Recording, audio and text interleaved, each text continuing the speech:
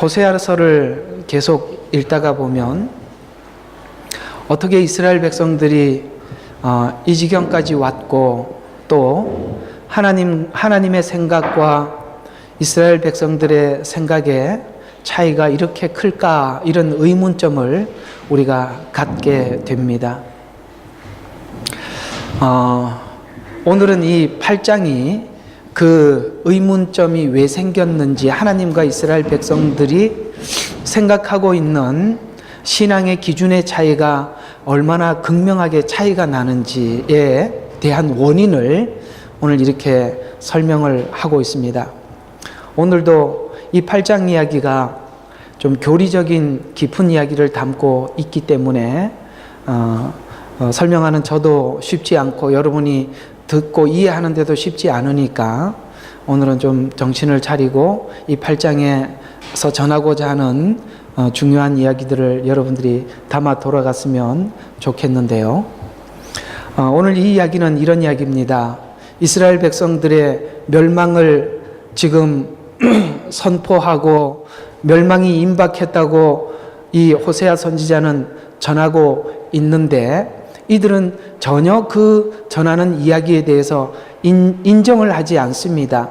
왜냐하면 오늘 이 8장에 보면 타작마당에서 추수를 하고 하나님께 추수감사 예배를 드리고 있습니다. 그런데 그 추수감사 예배를 드릴 때 그들이 그 추수감사절날 하나님으로부터 받던 이 수많은 곡식이 풍성함으로 인해서 하나님께 드리며 이런 생각을 하고 있지요. 하나님께서 나의 신앙을, 나의 믿음을, 내 신앙을 인정해 주셔서 이렇게 풍요로운 풍요를 거두게 하셨고 하나님께 이렇게 많이 드릴 수 있어서 행복합니다. 감사합니다. 내 신앙을 인정해 주셔서 고맙습니다. 이렇게 하나님께 추수감사 예배를 드리고 있는 그 가운데 호세아 선지자가 나타나서 그들에게 하나님의 심판이 임박했음을 전했을 때 그들은 너무 놀랐고, 이 호세아 선지자에게 이렇게 반박을 하고 있는 이야기가 7절과 8절에 이렇게 등장하고 있는데요.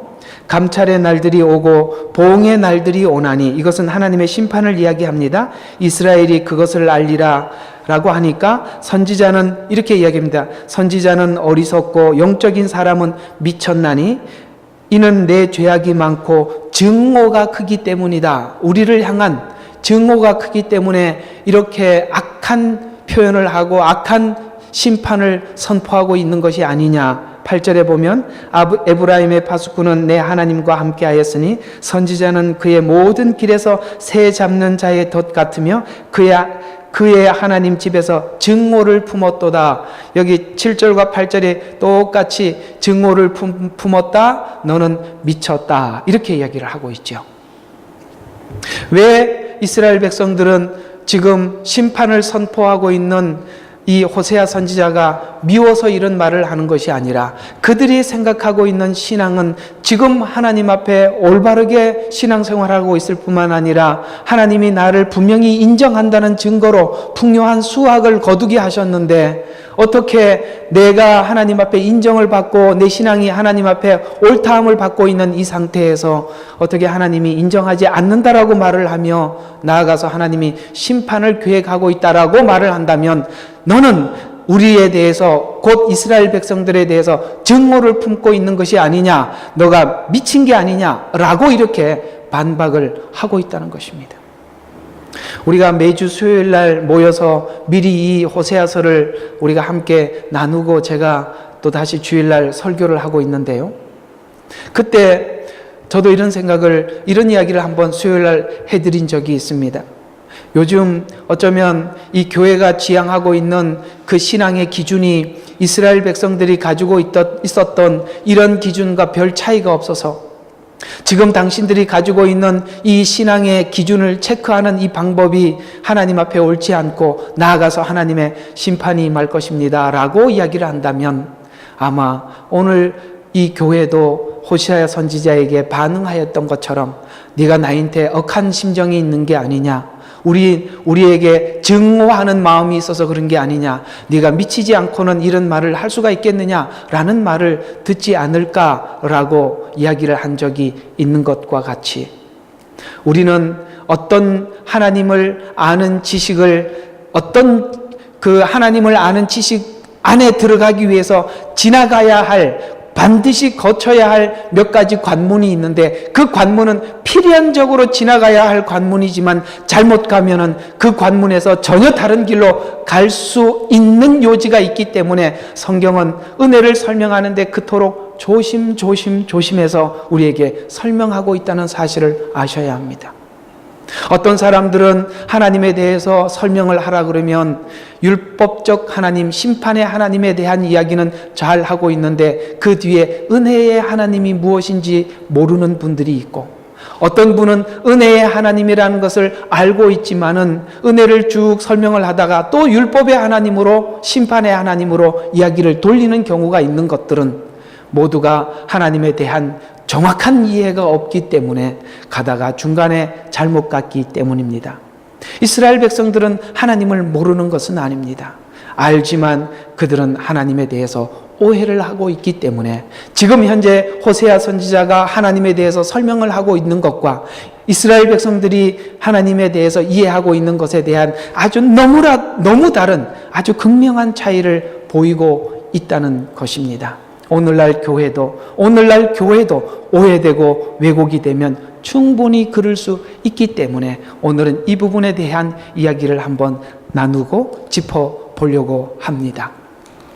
특별히 제가 오늘 이 말씀을 전하기 전에 이걸 이야기하면 좀 좋겠다라는 생각이 드는 것 중에 하나가 무엇이냐면, 구약은 하나님께서 율법이라는 이 관계 속에서 하나님과 우리 사이의 관계를 수도 없이 설명을 해냈습니다. 그래서 구약을 보면 하나님은 율법의 하나님이고 율법에서 지나치면 심판하시는 하나님이라는 부분에 대한 분명한 이해를 우리는 하게 됩니다. 구약은 분명히 그 부분에 대해서 아주 적나라하게 죄를 지적을 하고 적나라하게 하나님은 그 죄에 대해서 심판하셨습니다. 그렇습니다. 구약을 다 읽고 나면 분명히 하나님은 법과 심판의 하나님이라는 것에 대한 분명한 이해를 가지셔야 합니다. 그래야 그 다음에 은혜를 이해할 수 있기 때문에 그렇습니다. 그러나 성경은 선지서들이 율법에 대해서 이스라엘 백성들이, 여기 보면 호세아가 전부 다 이야기하는, 호세아 선지자뿐만 아니라 다른 선지자들도 동일하게 이스라엘을 심판할 수밖에 없는 것은 율법을 어겼다라고 성경은 이야기합니다. 맞습니다. 율법을 어겼기 때문에 하나님이 심판을 합니다. 그러나 원래 선지서의 목적은 그것이 전부가 아니라 그 뒤에 하나님의 약속을 우리에게 해주기 위해서 그걸 앞에 밝히는 것뿐입니다. 그게 끝이 아니라는 거죠.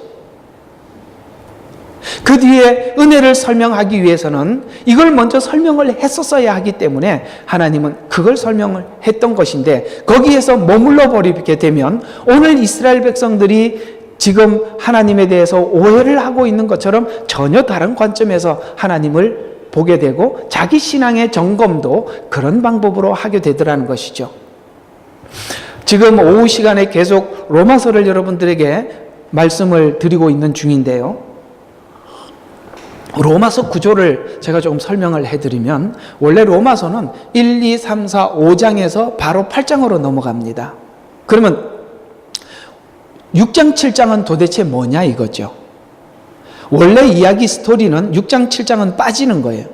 5장에서 8장으로 넘어가요. 이야기는 그대로 그냥 넘어가는데 왜 중간에 6장과 7장을 할애하느냐면 은혜에 대해서 오해를 할까봐 6장에서는 은혜를 설명을 하고 있고, 율법에 대해서 오해를 할까봐 율법을 7장에서는 설명을 하고 있습니다.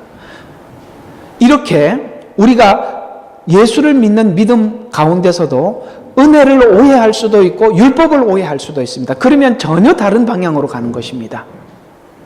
이 두 가지 이해가 하나님 안에서 분명히 이해가 되지 않으면, 하나님이 주시는 복음 안에서 이해가 되지 않으면 율법으로 되게 되면 모든 책임은 내 책임이 되고, 만약에 그 책임을 잘 지었다면 자랑으로 가게 됩니다. 이건 자연히 맺혀질 수밖에 없는 열매.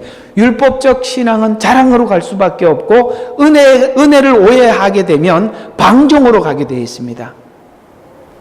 그토록 이 균형을 놓치게 되면 큰 문제가 생기기 때문에 성경은 이 부분에 대해서 매우 매우 조심을 하고 이걸 성경을 너무 긴 시간 설명을 하고 있습니다. 우리 인간은 인간의 죄성이 은혜를 우리 저번 시간에 제가 여러분들에게 말씀을 드렸던 것이 은혜가 특권인가라는 부분을 말씀을 드린 적이 있죠.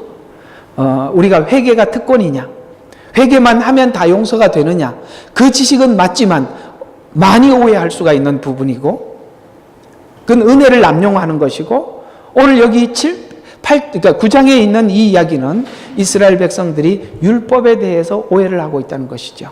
그래서 여러분 우리가 하나님 앞에 인정받는 신앙의 기준을 무엇으로 기준을 삼는가? 신명기를 기준으로 삼고 있는지 레위기를 기준으로 삼고 있는지에 대해서 그 두 사람의 신앙에 체크하는 방법은 전혀 다른 방향으로 가기 때문에 그렇습니다. 그래서 오늘 이 이야기를 좀 생각해 보려고 하는데 이 이야기, 확연히 다른 하나님과 이스라엘 백성들의 이 차이를 좁힐 수 없는 것은 풍요는 하나님으로부터 인정받는 근거라고 이스라엘 백성들은 보고 있기 때문인데 신명기적 사고로만 확인하는 이스라엘 백성들이란 신명기는 하나님의 존재와 질서를 알리려는 초기 교육용으로 하나님이 신명기를 사용하셨다는 것입니다. 왜냐하면 인간은 하나님을 알지 못할 때 사람들마다 어떤 죄의 기준이 다 달라요. 왜냐하면 하나님이 없는 사람도 죄에 대한 느낌은 있어요. 그게 그 느낌을 주는 것이 양심이라는 것이 느낌을 주고 있는데 양심은 얼마든지 달라질 수 있습니다.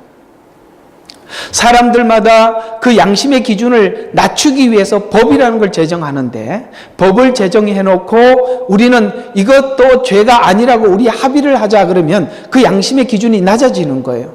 여러분 우리에게 지금 현재 법을 만드는 많은 법들 중에 우리에게 굉장히 혼란스럽게 만드는 법이 하나가 있는데 그게 동성연애라는 법이에요. 이거는 너무 사람들 이 생각을 혼란스럽게 만들죠.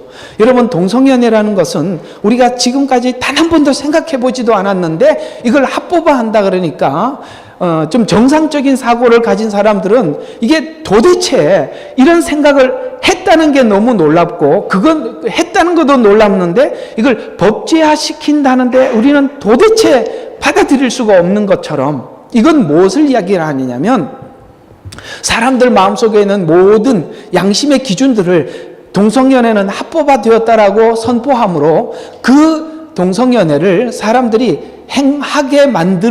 행하는데 죄책감을 없애버리겠다는 거거든요. 예를 들어서 양심의 가책을 없애겠다는 거예요. 왜냐하면 합법화 시켰잖아요. 그래서 율법이 오기 전에는 양심이 법이었는데 양심은 얼마든지 다를 수 있어요.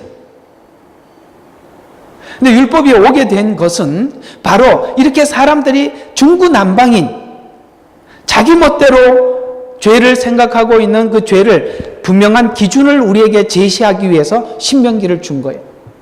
신명기는 바로 이런 부분에서 하나님의 은혜를 설명하기 위해 먼저 우리에게 죄를 알려줘야 하기 때문에 먼저 준 것이 신명기의 율법인데 이것으로만 이스라엘 백성들은 자기의 신앙의 기준으로 삼았기 때문에 하나님 제가 율법대로 말씀을 잘 지켰습니까? 안 지켰습니까? 라는 이 기준을 신명기 관점에서 보니까 하나님 내가 지금 율법을 잘 지켜서 하나님 앞에 인정을 받고 있다는 증거를 신명기적 관점에서 보니까 오늘 여기 이제 28장 신명기 28장을 기준으로 하고 있는데 28장에 이런 말씀이 있는 걸 보면 이걸 기준으로 했다는 것에 대한 오해를 이렇게 설명하고 있습니다. 신명기 28장은 주된 내용이 이런 이야기인데요.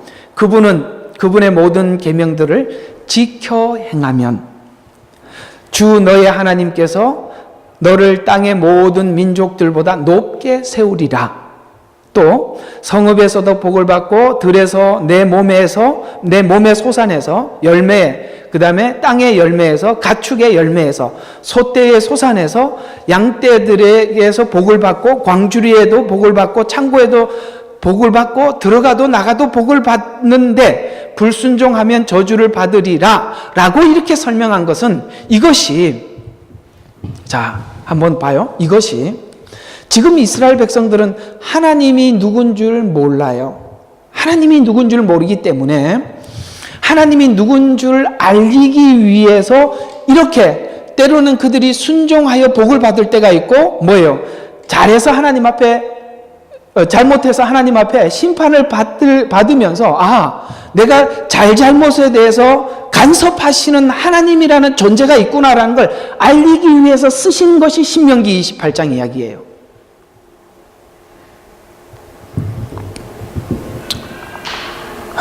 여기 알아들으시겠죠? 조금 못 알아듣는 사람이 있는 것 같아서 한 번 더 좀 설명을 하면은 이런 이야기입니다. 하나님 존재에 대해서 사람들이 모를 때는 하나님 존재를 알리는 방법으로 하나님이 신명기라는 말씀을 주시고, 이렇게 하면 복을 주고, 이렇게 하면은 저주를 내린다라고 이렇게 하나님이 우리에게 말씀해 주셨어요. 이스라엘 백성들에게. 그런데 하나님께서 이스라엘 백성들이 이렇게 복을 받는 삶을 사니까 복을 주시고, 또 하나님이 심판을 받을 행동을 하니까 심판을 하시더라라는 것을 하나님이 일상생활에 계속 확인시켜 주는 거예요. 일상생활에서 확인이 되면 그가 무슨 생각을 하게 되냐면, 내가 내 맘대로 살아도 되는 것이 아니라 내 삶을 간섭하시는 어떤 절대자가 있구나라는 걸 알게 되잖아요. 그런 관점에서 신명기 28장은 하나님을 계시하기 위해서, 알리기 위해서 쓴 하나님의 방법이에요. 그건 성숙한 성도들에게는 필요가 있는 것이 아니라 아직 하나님의 존재에 대해서 잘 모를 때 하는 거예요. 동일하게 우리가 신앙이 아직 어린아이와 같을 때는 작은 기도에도 하나님이 들어주시는 이유가 하나님의 존재를 그에게 알리기 위해서 하나님이 취하는 행동이지, 나중에 신앙이 성숙했을 때도 조그만한 어떤 일을 하나님 앞에 해놓고 하나님 이걸 했으니까 복 주세요 그러면 하나님이 더 복을 줄 수 없지요. 신명기는 바로 하나님이 그런 차원에서 처음에 하나님의 존재를 알기 위한 초기 교육용으로 쓰는 것이지 그것이 전부는 아니라는 것이죠. 그래서 우리는 전혀 다른 두 가지 방향을 가질 수가 있는데, 신명기는 바로 그 부분 이상을 넘지 못하는 한계를 가지고 있다는 것이죠. 그 너머 하나님이 계시는데 그걸 잘 모를 수 있게 되는 거죠. 그러나 호세아서 전체가 주장하는 것은, 하나님을 아는 것은 하나님의 인애를 아는 것이다 라고 말씀하시고 있는데, 지금 이스라엘 백성들의 전체적인 삶을 통해서 하나님께서 그들에게 말씀하고 싶어 하는 것은, 그들은 복과 저주를 그들 앞에 두었단 말이죠. 신명기와 같이 복과 저주를 앞에다 두었는데 그들은 이 길로 가야 하나님 앞에 축복을 받는 길이라는 걸 알면서도 가지 못하는 자신들을 확인시키기 위해서 신명기를 주었다는 거예요. 이 말씀 공감하십니까? 우리는 매주 여러분들 마음속에 하나님 말씀 따라 살고 싶어 하는 마음이 있고 가슴이 있는 줄 압니다. 그래서 이 문을 나서서 집으로 돌아가면 여러분 말씀을 늘 생각하기를 원하고 말씀 따라 살기를 원하는데, 사실은 매주 하나님 앞에 돌아와서 다시 주일날 돌아와서 하는 기도는 똑같지요. 그 기도를 예수 믿고 지금까지 한 번도 거르지 않고, 아마 주님 오시는 그날까지 우리가 그 기도를 할 것 같은 기도가 뭐냐면, 하나님 한 주간 내가 주의 말씀을 쫓아 살기를 원했으나 그렇게 살지 못했습니다. 용서해 주십시오.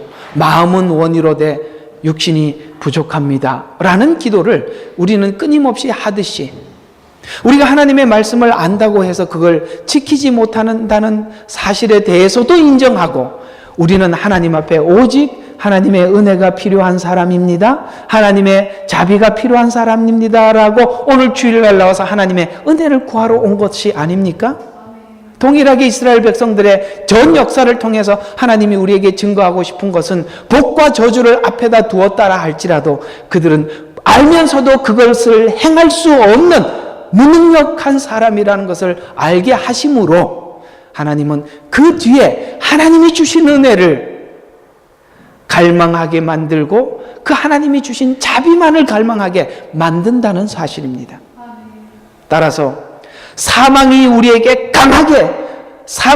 강하게 내게 왕노릇한다는 것을 알게 해주심으로 인해서 생명이 얼마나 강력하게 왕노릇하는지를 알기 전에 사망이 얼마나 우리에게 큰 힘을 가지고 있는지 알게 해주기 위한 하나님의 방법, 그것이 바로 신명기 말씀이라는 것입니다. 따라서 신명기는 율법이라면 그 율법을 지키지 못한 우리들에게 하나님의 은혜를 제공한, 은혜가 무엇인지 설명하기 위한 성경이 바로 레위기서라는 것이죠.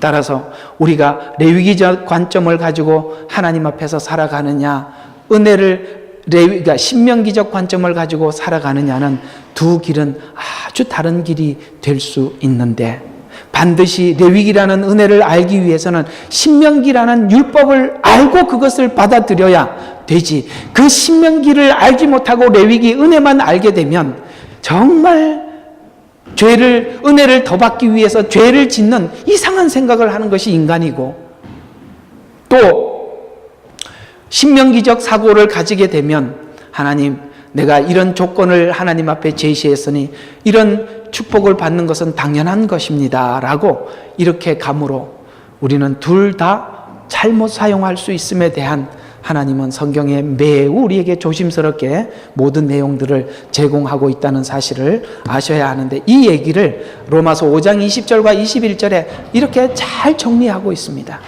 자, 로마서 5장 21절과 21절에 보면 이렇게 말씀하고 있습니다. 율법이 온 것은 죄를 더하게 하려 함이라. 왜요? 죄가 더하여지기 위해서는 먼저 율법이 죄를 밝혀야 하기 때문에 그렇습니다. 주님은 이 땅에 오셔서 이렇게 말씀하셨죠. 내가 의인을 부르러 온 것이 아니고 죄인을 부르러 왔다. 여러분, 지금까지 구약이 우리에게 준 성경의 핵심적인 내용이 무엇입니까? 네가 죄인이라는 것을 알라라는 것이 구약의 전체의 가장 핵심되는 이야기죠. 그러나 유대인들 중에 종교 지도자들은 그걸 이해를 하지 못해서 자신들은 율법을 지켰기 때문에 의인이라고 생각했기 때문에 예수님의 십자가의 피 흘리심과 용서함이 무엇인지 도대체 알 수 없었던 것입니다. 그런데 참 오늘 이방인인 우리들이 놀라는 것은 이런 과정도 없이 우리가 이걸 알아차렸다는 것은 여러분과 저의 똑똑함과 지혜가 아니라 성령님의 놀라운 일이었다는 사실에 대해서 우리는 하나님 앞에 가슴을 쓸어내리며 감사할 수밖에 없는 것이죠. 그래서 율법이 온 것은 죄를 더하게 하려 함인데, 죄를 더하게 하여서, 이게 신명기죠. 뭐를 하려고요? 은혜가 넘치게 하려고 합니다. 레위기 이야기입니다. 사망이 군림한 것을 알게 하여 신명기죠. 그 다음에 생명이 군림하게 하기 위함이다 라고 레위기를 이야기하는데, 항상 뭐가 앞서더라고요? 신명기가 앞서더라는 겁니다. 신명기가 앞서야 뒤에 은혜가, 생명이 무엇인지 설명할 수 있기 때문입니다. 만약에 죄를 모르는 사람에게 아무리 은혜를 설명해도 이해가 되질 않습니다.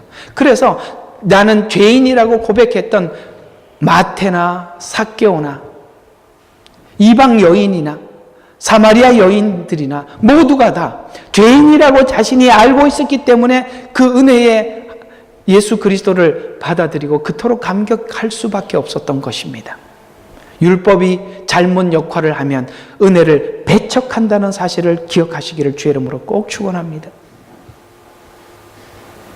그래서 이 갈라디아서는 바울이 쓴 서신들 중에 가장 과격해요. 갈라디아서가 가장 과격한 말들이 많이 들어가 있습니다.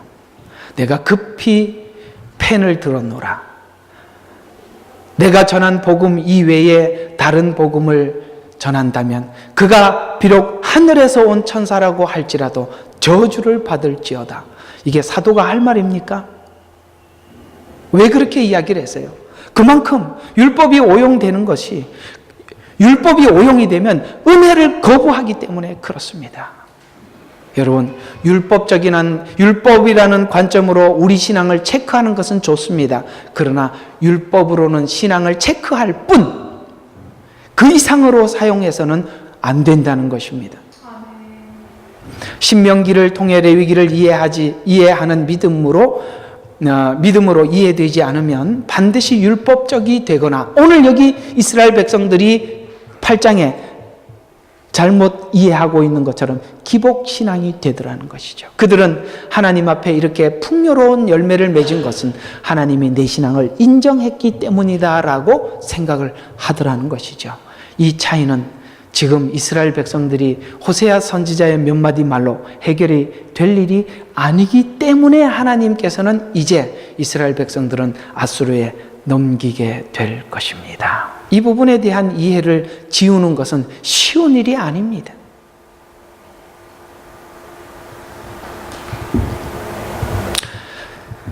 이런 이야기들을 제가 이렇게 조용조용하게 말은 조용조용하게 하지만 속이 타지요. 이건 심각한 이야기이기 때문에 그렇습니다. 너무 잘못 갔기 때문에 그렇습니다. 이 이야기를, 신명기와 레위기 이야기를 시편 103편에 잘 이렇게 설명을 하고 있어요. 이렇게 설명하고 있는데, 주를 송축하라, 하나님을 찬양하래요. 뭐 때문에 찬양하래? 그 은혜를 잊지 말라. 그리고 하나님을 찬양해라. 왜냐하면 그는 죄악을 용서하시고 생명의 구속하심을 자애와 온유와 자비로 관을 씌워주셨다는 거예요. 생명을 뭘로 줬다고? 우리가 율법을 지켜서 주신 것이 아니라 하나님의 자애와 온유와 자비 때문에 내가 생명의 관을 쓰게 되었다는 것이죠. 왜냐하면 우리의 구원의 모든 믿음의 근거가 내가 믿는 것이 아니라 믿음의 근거가 주의 자비로우시며 그분의 은혜로우시며 노하기를 더디하시는 하나님의 그 풍성한 은혜 때문이라는 것이죠. 그것 때문에 내가 믿는 것이지 내가 믿어서 믿는 것이 아니라는 거죠. 항상 꾸짖지 아니하시고, 그렇다면 이게 무슨 말이에요? 꾸짖을 것은 꾸짖는데 항상 꾸짖지만 않는다는 거죠. 왜? 그 뒤에 이유가 나옵니다. 분노를 영원히 품지 않으신다. 그는 우리들의 죄악을 따라 치리하지 아니하시며 우리의 죄악을 따라 우리에게 갚지 아니하셨으니, 아버지가 자식을 불쌍히 여김같이 주께서도 자기를 두려워하는 자들을 불쌍히 여기나니, 이는 그가 우리의 체질을 아시고 우리가 진토임을 기억하심이라. 이 뒤에 말씀이 너무 은혜스러워요. 우리가 누군지 너무 잘 안단 말이에요. 그렇기 때문에 하나님은 우리들에게 책임을 묻지 않고 그 모든 것을 당신이 대신 지시는 거예요. 그렇기 때문에 우리에게 하나 남은 것은 뭐냐면 하나님의 자비로우심과 은혜, 이것밖에 우리는 아무것도 남는 게 없어요. 그렇다면 이 은혜라는 것은 바로 이 은혜를 아는 은혜예요. 내가 진토라는 걸 아는데 이 진토인 내가 율법을 지키고 말씀을 지키면 얼마나 지키겠어요? 하나님을 기쁘시게 하기 위해서 몸소 하나님의 말씀을 떠나지 않는다면 얼마나 하겠습니까? 해도 안 된다는 거 하나님이 아신다. 왜냐하면 그분이 우리의 아버지요 우리를 창조하신 분이라 우리의 연약함을 그분이 너무 잘 알고 있어서 당신이 대신 당신의 아들이 오셔서 우리의 죄를 담당하셔서 우리에게 은혜를 주시고 믿음을 주시고 생명을 주셨던 것이지, 오늘 이스라엘 백성들이 이 부분에 대한 이해가 전혀 없으니 지금 내가 잘했기 때문에 이렇게 풍요로운 축복을 받았다라고 하지만 이 호세아서에서는 끊임없이 너희들은 음행한 결과고 우상을 섬긴 결과라고 이야기를 하는데 그들은 알아차리지 못하고 있습니다. 여러분, 성경이, 복음이 얼마나 잘못 갈 수 있는지, 그 위험성이 얼마나 무서운지 아십니까? 성경을 바르게 설명을 하고 바른 신앙관을 갖는다는 것은 그건 쉬운 일이 아니고 정말 여러분들에게 주어진 하나님의 축복이 아니면 불가능합니다. 이 복음의 내용이 성경에 전달되는 과정에서 레위기의 희생 제물이 되신 예수 그리스도께서 신명기의 율법을 십자가의 죽음으로 양심까지 회복시켜 완성시켰고 거룩한 삶을 살게 해 주셨습니다. 주님은 내가 거룩하니 너희도 거룩하라는 것은 우리가 억지로 거룩한 가식적인 거룩을 우리에게 요구한 것이 아니라 그 십자가의 은혜를 알므로 우리가 마음으로부터 그 깊은 곳까지 하나님께 항복한 거룩, 내가 주의 말씀을 따라 살 수밖에 없는 거룩, 그 하나님을 결코 내가 버릴 수 없는 거룩이 내 마음속에 불붙듯이 일어나 하나님 앞에 그 거룩을 향해 살 수밖에 없는 존재로 회복시킨 십자가의 은혜가 우리 마음을 주장하고 그것이 내 마음속에 왕노릇을 함으로 말미암아 우리는 그 거룩을 내 마음속 깊은 곳까지 순복하여 따르기로 결정한 우리들이기에 우리는 매주 하나님 앞에 나와서 하나님 말씀 따라 살지 못한 거 용서해 주세요라는 말이 입으로만 고백되는 것이 아니라 내 가슴속 깊은 곳에서부터 하나님 앞에 고백하는 이 고백으로 오늘 주님 앞에 예배 드리는 것이며 기도하는 자가 되었다는 사실을 기억하시기를 주의 이름으로 축원합니다. 호세아서에서는 이스라엘 백성들이 보는 신앙의 정상과 하나님께서 요구하시는 신앙의 정상에 엄청난 차이를 보고 있다는 것입니다. 복음은 신명기를 먼저 제시하고 레위기를 이해하게 하신다. 그러나 신명기식 축복의 원리에만 집중하면 우리는 분명히 우리 신앙이 번영과 안정에만 목적이 되고 이렇게 되면 하나님을 믿는 믿음이 신앙이라고 자신들은 믿겠지만 하나님은 그들에게 말하기를 너희가 음행하였다. 음행의 값을 받은 것이라고 하나님은 말씀하고 있습니다. 여기에 참 극명하게 다른 두 길을 우리 앞에 보여주고 있는 것이죠. 그래서 너희가 틀렸다는 것을 하나님은 알려주어야 하기 때문에 오늘 9장 1절과 3절에 보면 추수감사절로 즐거워하지 말라라고 말씀하시면서 1절과 3절을 한번 읽어보겠습니다. 오 이스라엘아, 너는 다른 백성들처럼 기쁨으로 즐거워하지 말라. 이는 내가 내 하나님으로부터 떠나 행음하였으며 내가 모든 타작마당을 보상으로 사랑하였습니다. 요 타작마당이라는 말은 그 당시에 지금 이 추수감사절을 지키는 이 절기가 지금 유대인들이 추수감사절을 지키는 이런 방법으로 하는 것이 아니라 우상 제단의 앞에 서서 우상 앞에서 이런 섬기는 이 타작마당을 이야기하는 거예요. 교회에서 지금 추수감사절을 지키는 이런 형식이 아니라 그러면 이날 뭘 했겠습니까? 음행을 했단 말이죠. 타작마당, 그래서 타작마당과 포도죽 틀을 그들을 기르지 못할 것이며 하나님이 더 이상 다시는 이런 하나님 앞에 이렇게 축복을 받아서 이렇게 하나님 앞에 가져왔습니다라고 추수감사절날 하나님 앞에 예배 드리는 이런 일들이 다시는 일어나지 못하도록 내가 금해버릴 것이다. 이스라엘 안에서 새 포도주도 동이 날 것이라. 그들은 주의 땅에 거하지 못하리니 이 가나안 땅에 하나님이 주신 이 가나안 땅에 거하지 못하게 할 것이며 또한 에브라임은 이집트로 돌이킬 것이며 뭐예요? 옛날에 종된 생활로 하나님 다시 돌이킬 것이다 라는 이야기를 그 이집트가 아닌 어디로요? 아시리아에서 불결한 것들을 먹으리라. 그 왜요?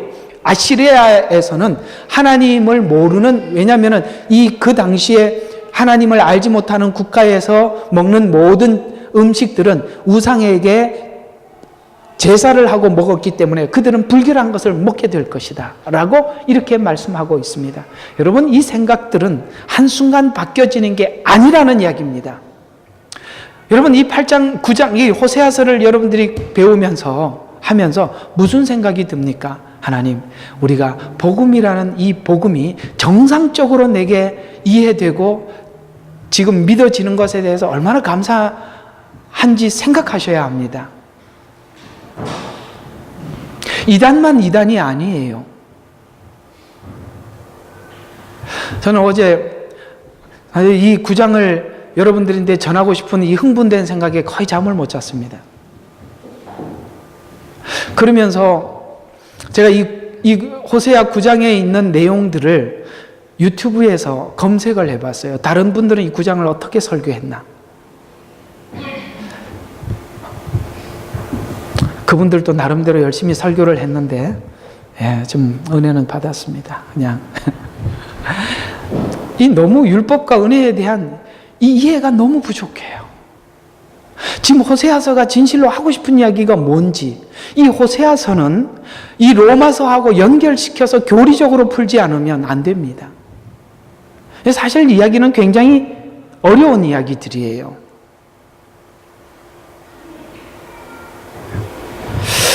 여러분이 이 성경에 대한 참 올바른 이해가 있게 되기를 진실로 바랍니다. 그래서 하나님은 이스라엘 백성들을 처음 의도한 대로 되돌려 놓으시겠다라고 그렇게 말씀하고 있습니다.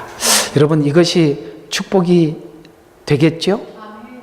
하나님 되돌려 놓아 주십시오라고 고백하십니까? 그럼 오늘 이 결론에 이 이야기에 대해서 여러분 어떻게 생각하는지 한번 보도록 합시다.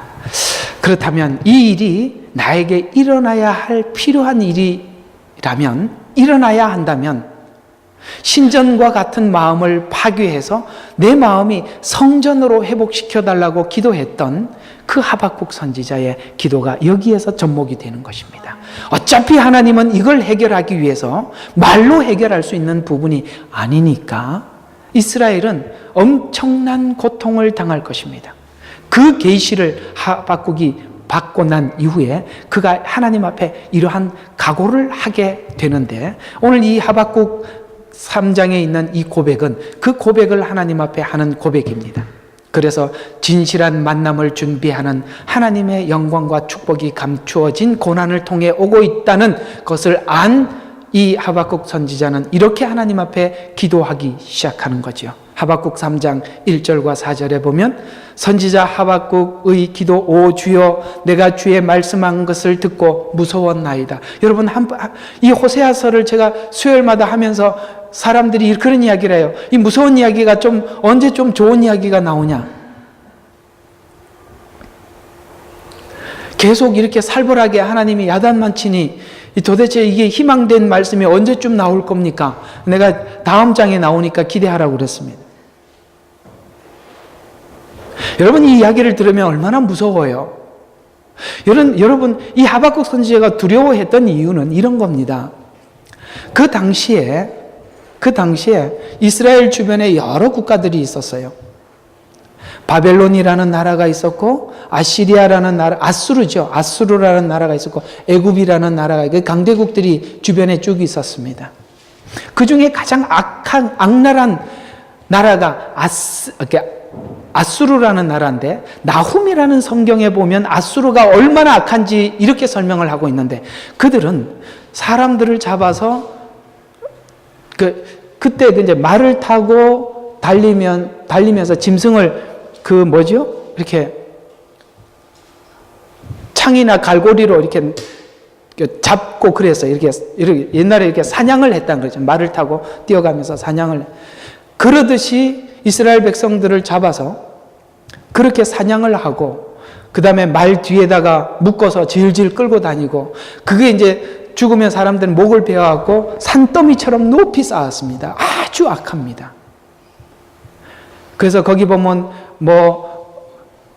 휙휙 움직이는 말굴레 소리와 번쩍번쩍 빛나는 칼, 그 성 안에는 끊임없이 복수하고 죽이고 이런 일들밖에 없는 그야말로 야만인들이란 말이죠.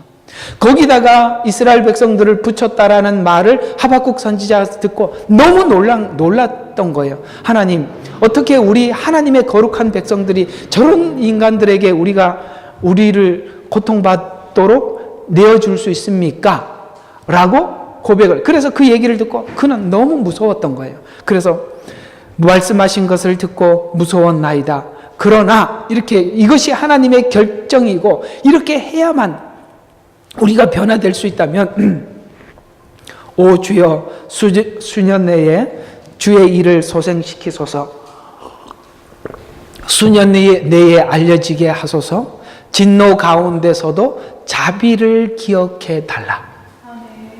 그러면서 이 자비를 기억해 달라는 말은 이런 의미를 가지고 있는데, 내가 이 상황에서도 견딜 만한 은혜를 주십시오.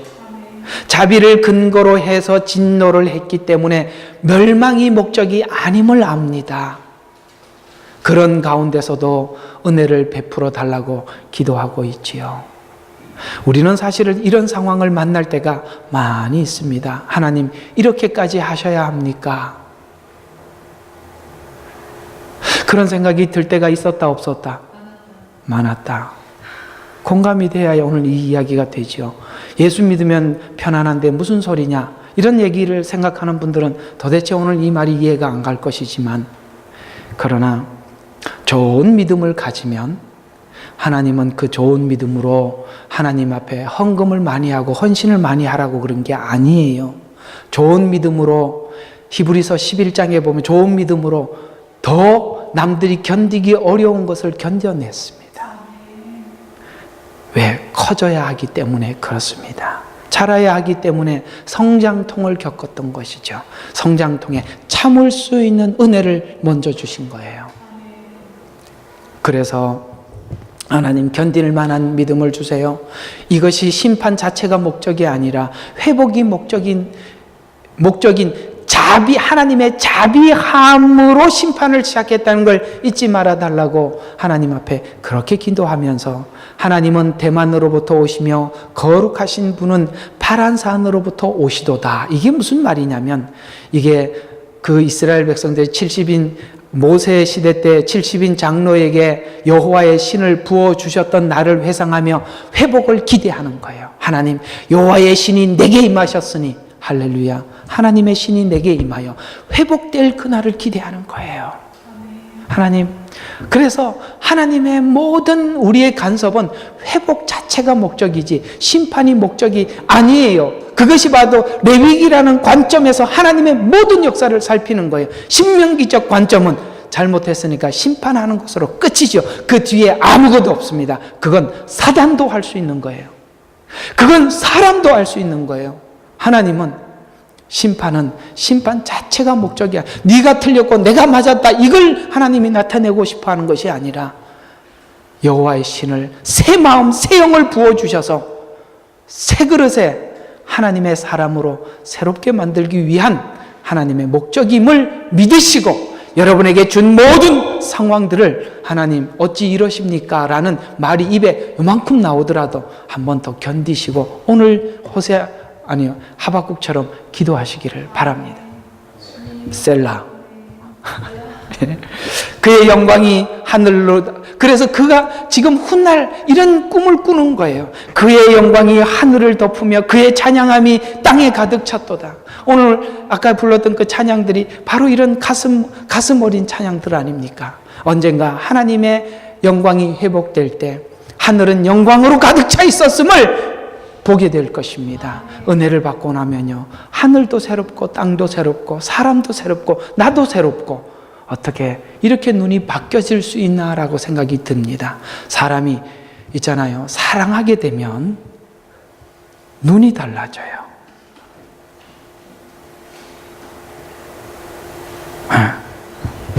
안 해봐서 잘 모르죠? 그의 광채는 빛과 같고 그의 손에서 나오는 뿔들을 가졌는데 거기에 그의 권능이 감추어져 있도다. 이건 굉장한 하나님을 향한 믿음의 고백들입니다.